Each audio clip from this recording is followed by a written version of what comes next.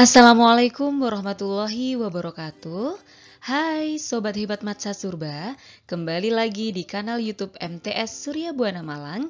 Kali ini bersama Bu Vivin Endriana di mata pelajaran Bahasa Indonesia kelas 7 semester 1.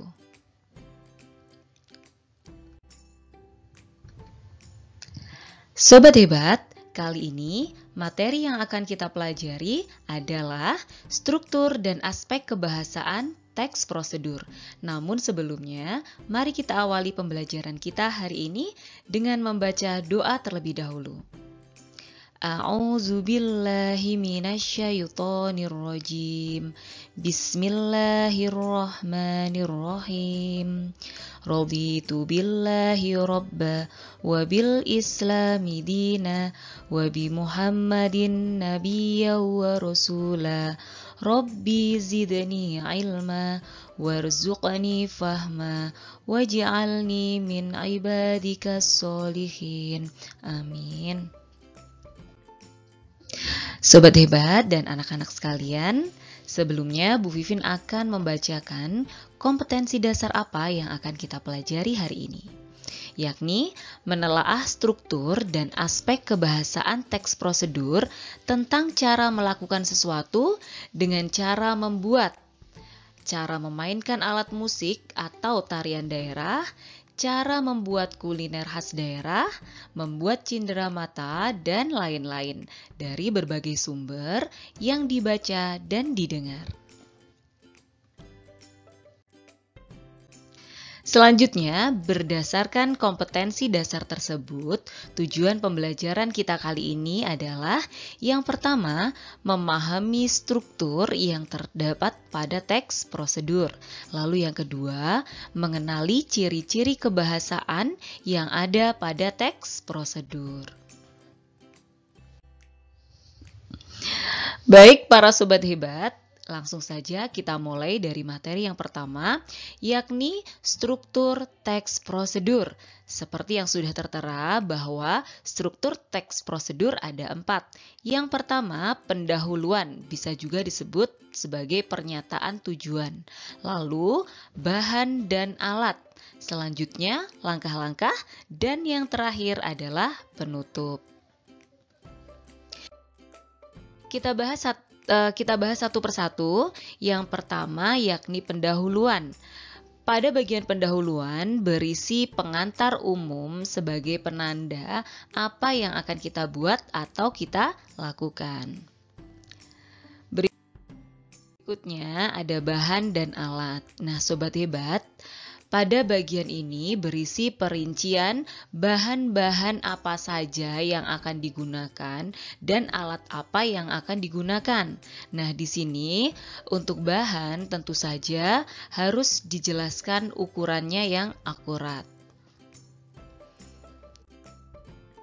Lalu berikutnya langkah-langkah. Setelah kita menyiapkan bahan-bahan dan alat-alatnya, lalu akan masuk pada bagian langkah-langkah. Nah, di sini berisi urutan langkah secara rinci tahap per tahap. Dan yang terakhir yakni penutup. Penutup pada teks prosedur berisi kalimat kesimpulan untuk mengakhiri teks. Nah, sobat hebat, bisa kalian amati contoh yang saya tampilkan. Di sini ada teks prosedur yang berjudul Cara Membuat Bubur Manado. Sumbernya kalian juga bisa melihat di buku paket Bahasa Indonesia kelas 7 yang diterbitkan oleh Kemendikbud RI tahun 2016. Nah, di sini bisa kalian amati mulai dari yang pertama, struktur yang pertama ya. Tadi apa? Pendahuluan, ya benar sekali. Pada bagian pendahuluan ini berisi tentang pengantar dari apa atau masakan apa yang akan kita buat. Ya, akan saya bacakan. Menu sarapan super sehat dan kaya serat. Penambahan singkong dan ubi ungu selain untuk memperkaya warna dan gizinya juga membuat tekstur bubur beras merah ini lebih pulen. Nah, ini adalah pengantar untuk mengenalkan kepada pembaca tentang menu masakan apa yang akan kita buat. Berikutnya, yakni struktur yang berisi bahan-bahan.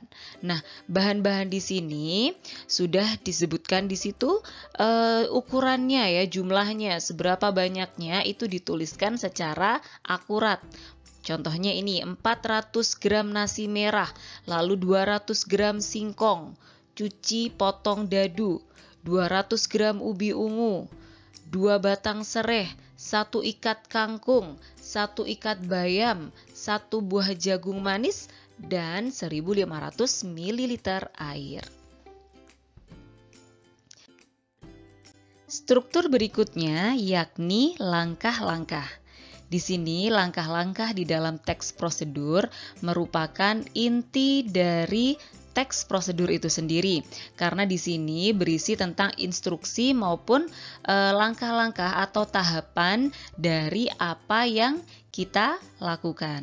Yang pertama di sini, didihkan air, masukkan berurutan nasi merah, singkong, ubi, jagung pipil dan sereh, aduk sampai bubur mengental. Yang kedua, tambahkan kangkung dan bayam, aduk beberapa saat, jangan sampai terlalu layu. Yang ketiga, angkat dan hidangkan panas, ditemani ikan asin dan kerupuk. Yang terakhir, yakni bagian penutup.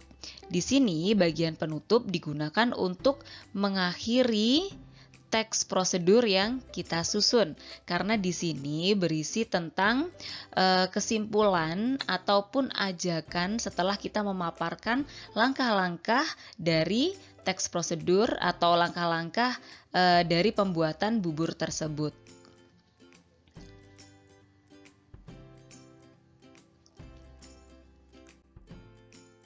Sobat hebat, baru saja kita sudah mempelajari tentang struktur teks prosedur ya. Sekarang kita akan melanjutkan materi yakni tentang aspek kebahasaan teks prosedur. Dari contoh yang sudah kita bahas sebelumnya, kita akan berusaha mengenali aspek apa saja atau aspek kebahasaan apa saja yang ada di dalam teks prosedur. Yang pertama, tentu kita sudah melihat atau kita menemukan bahwa di dalam teks prosedur, khususnya pada bagian langkah-langkah, terdapat kalimat perintah atau imperatif. Contohnya, ketika ada instruksi masukkan, kupaslah, dinginkan, panaskan, itu merupakan kata yang bersifat perintah. Ya, kata yang memiliki fungsi untuk memerintah ya, begitu. Lalu yang kedua yakni kata bilangan. Penggunaan kata bilangan ini biasanya terdapat pada bagian langkah-langkah juga. Dimulai dari tahapan yang pertama, misal disebutkan langkah pertama, langkah kedua, langkah ketiga, langkah keempat, dan langkah seterusnya. Dan yang terakhir adalah penggunaan kata penghubung, seperti kemudian, lalu, selanjutnya. Nah, itu merupakan salah satu atau beberapa contoh kata penghubung yang digunakan di dalam teks prosedur. Nah, sobat hebat, sampai di sini, apakah kalian sudah paham? Semoga sudah ya. Baik sobat hebat, kita sudah belajar tentang struktur teks prosedur dan juga aspek kebahasaan apa saja yang ada di dalam teks prosedur. Semoga kalian semua bisa paham dan bisa mempraktikkan untuk mencoba melakukan sesuatu, ya kan? Lalu kalian menyusun laporannya berdasarkan urutan struktur yang sudah kita bahas. Terima kasih Sobat Hebat Matsa Surba sudah menyimak materi hari ini. Sampai jumpa di materi berikutnya. Tetap semangat, bahagia, dan produktif. Mari kita tutup dengan membaca doa terlebih dahulu. A'udzubillahi minasyaitonirrajim. Bismillahirrahmanirrahim. Wal 'asr Innal insana lafi khusrin illallazina amanu wa amilus solihati wa tawasaw bil haqqi wa tawasaw bis sabr. Subhanakallahumma wa bihamdik asyhadu an la ilaha illa ant astaghfiruka wa atubu ilaik. Sekali lagi Bu Vivin ucapkan terima kasih. Sampai jumpa di pertemuan berikutnya. Wassalamualaikum warahmatullahi wabarakatuh.